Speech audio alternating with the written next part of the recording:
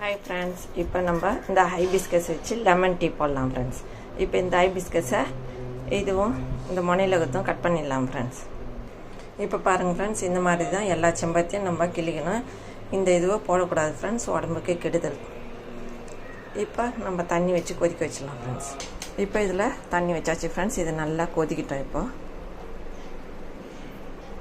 இப்போ இது தண்ணி இந்த மாதிரி கொதிக்கும் போது இந்த செம்பருத்தி இதில் ஆட் பண்ணிடலாம் ஃப்ரெண்ட்ஸ். கொதிக்கிட்டோம். இந்த செம்பருத்தி லெமன் டீ வந்து உடம்புக்கு ரொம்ப ஹெல்த்து ஃப்ரெண்ட்ஸ். இது செம்பருத்தி காய்ச்சா இந்த மாதிரி அடிக்கடிக்கு குடிங்க ஃப்ரெண்ட்ஸ். ஹார்ட்டுக்கு ரொம்ப நல்லது.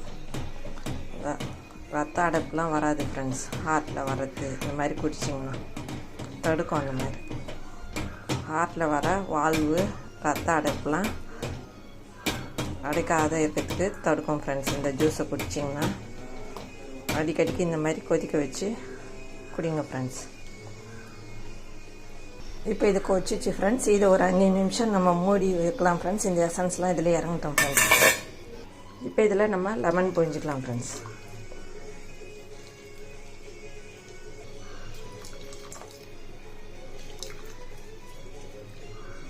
இந்த லெமன் புழிஞ்சு குடிக்கிறதால நம்மளுக்கு இந்த பித்தம் எதனா இருந்தால் கூட தலை சுற்றல் இருந்தால் நல்லா சரியாயிடும் ஃப்ரெண்ட்ஸ்.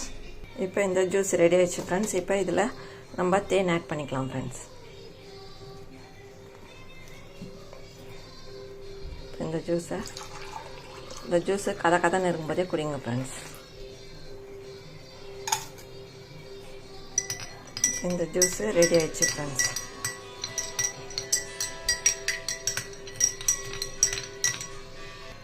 இப்போ இந்த ஜூஸ் ரெடி ஆயிடுச்சு ஃப்ரெண்ட்ஸ். இந்த வீடியோ பிடிச்சிருந்தால் லைக் பண்ணுங்கள், ஷேர் பண்ணுங்கள், சப்ஸ்கிரைப் பண்ணுங்கள் ஃப்ரெண்ட்ஸ். டாட்டா, பாய் பாய். மீண்டும் அடுத்த வீடியோவில் சந்திப்போம்.